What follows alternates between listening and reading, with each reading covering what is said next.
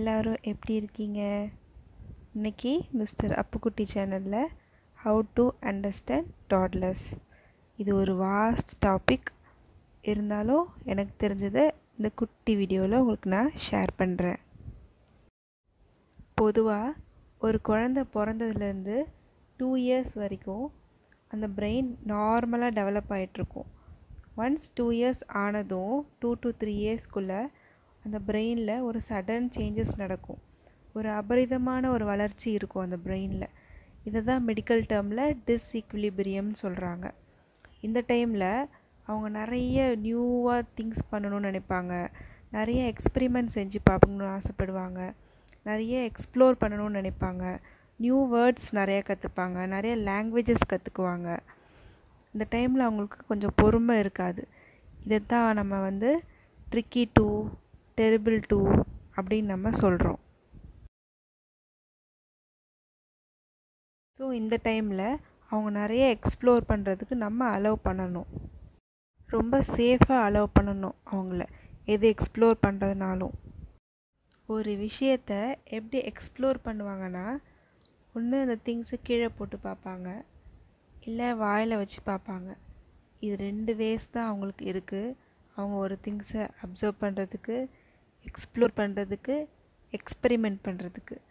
இது 3மே அவங்க பண்ணுறாங்க அப்படின்னா அவங்க பிரெயின் டெவலப்மெண்ட் ரொம்ப நல்லா வளர்ந்துட்டுருக்குன்னு அர்த்தம். ஆனால் ஆஸ் எ பேரண்ட்டாக நம்ம அதை புரிஞ்சுக்கிறதே இல்லை. எதையாவது தூக்கி போடும்போது நமக்கு ரொம்ப கோபம் வரும். ஏதாவது வாயில் வைக்கிறேன்னா டஸ்ட்டை வாயில் வைக்கிறாங்களே அப்படின்னு நமக்கு தோணும். பட் இதுதான் அவங்களோட அப்சர்வேஷன். இதை நம்ம என்றைக்கு புரிஞ்சுக்கிறோமோ அன்றைக்கி தான் அவங்களுக்கும் ஃப்ரீயாக இருப்பாங்க, நம்மளுமே ஃப்ரீயாக இருக்க முடியும். பட் அது அவ்வளோ குயிக்காக நம்மளால் புரிஞ்சிக்க முடியறதில்ல. அதுக்காக எல்லா விஷயத்துலையுமே அவங்கள நம்ம ஃப்ரீயாக விட்டுற முடியாது. அதுவும் வேறு மாதிரி லேர்ன் பண்ணிப்பாங்க.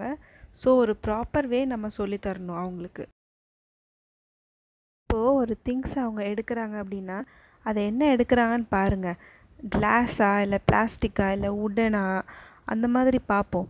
இப்போ கிளாஸு தூக்கி போட்டால் உடையும், அந்த மாதிரி இருந்ததுன்னா நம்ம அதை அவாய்ட் பண்ணிக்கலாம். இல்லை பிளாஸ்டிக் அந்த மாதிரி தான் அவங்க எடுக்கிறாங்கன்னா ஃபஸ்ட் நம்ம அதை அலோவ் பண்ணலாம்.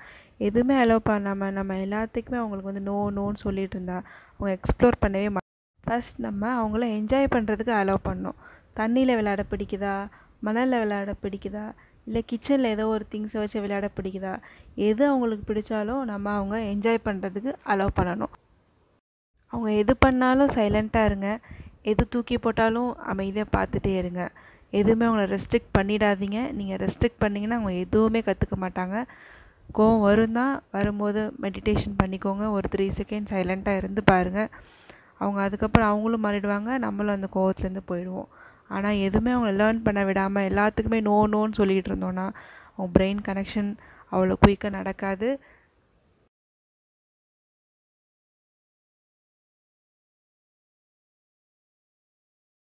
ஸோ அவங்க எது பண்ணாலும் நீங்கள் ரியாக்ட் மட்டும் பண்ணிடாதீங்க. கோவப்படுறதுனாலோ இல்லை சிரிக்கிறதுனாலோ எது பண்ணாலும் நீங்கள் ரியாக்ட் பண்ணாதீங்க. சப்போஸ் ஏதாவது ஒன்று பண்ணுறாங்க, உங்களுக்கு அது நல்லாயிருக்கு அப்படின்னு சொல்லி நீங்கள் சிரிச்சிங்கன்னா அவங்க அதை மைண்டில் செட் பண்ணுவாங்க. ஓகே, நம்ம இப்படி பண்ணால் அவங்க நம்ம சிரிப்பாங்க அப்படின்னு நினச்சிட்டு அவங்க அதை பாராட்டுறதா நினச்சிட்டு திரும்ப திரும்ப திரும்ப ரிப்பீட்டடாக அதே பண்ணுவாங்க. அவங்க பண்ணுறதை நம்ம அக்செப்ட் பண்ணுவோம், ஆனால் மற்றவங்க அக்செப்ட் பண்ண மாட்டாங்க. ஸோ அவங்க எது பண்ணாலும் பொறுமையாக பார்த்து அதுக்கேற்ற மாதிரி நீங்கள் ரியாக்டோ ரெஸ்பாண்டோ நீங்கள் பண்ணுங்கள். தூக்கி போடுறாங்கன்னா கத்தாதீங்க, இல்லை அதுக்கே நம்ம சிரிக்கவும் கூடாது. ஸோ 2மே அவங்க அப்ரிஷியேஷனாக எடுத்துக்குவாங்க. ஸோ உங்கள் பேபியை இந்த 2 to 3 இயர்ஸ்க்குள்ளே எவ்வளோக்கு எவ்வளோ நீங்கள் ஃப்ரீயாக அலோவ் பண்ணுறீங்களோ அவ்வளோக்கு எவ்வளோ நிறைய கற்றுக்குவாங்க. அவங்க பிரெயினுக்குள்ளே நிறைய கனெக்ஷன்ஸ் நடக்கும்.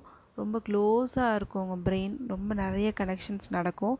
நீங்கள் எதுவுமே அலோவ் பண்ணாமல் ஒரு ரெஸ்ட்ரிக்டடாக ஒரு புக் மட்டுமே, ஒரு ரைம்ஸ் மட்டுமே இருந்தீங்கன்னா அந்த பேபி நீங்கள் நினைக்கிற மாதிரி டெவலப் ஆக மாட்டாங்க.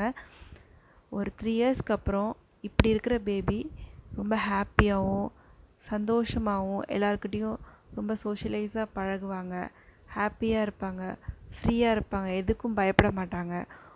ஒரு பாசிட்டிவ் பேபியாக நீங்கள் இது மூலயமா நீங்கள் கொண்டு வரலாம். எதையுமே ரெஸ்ட்ரிக்ட் பண்ணாதீங்க. இந்த வயசில் தூக்கி தான் போடுவாங்க, வாயில் தான் வைப்பாங்க, எதுவுமே சொல்கிறத கேட்க மாட்டாங்க, அவங்களுக்கு பொறுமையே இருக்காது. அதுக்கு பதிலாக நம்ம பொறுமையாக இருந்து நம்ம அமைதியாக இருந்து அவங்கள ஒரு ப்ராப்பராக கொண்டு வந்துட்டோன்னா 3 இயர்ஸ்க்கு அப்புறம் நம்ம நல்லாவே ஃப்ரீ ஆகிடலாம்.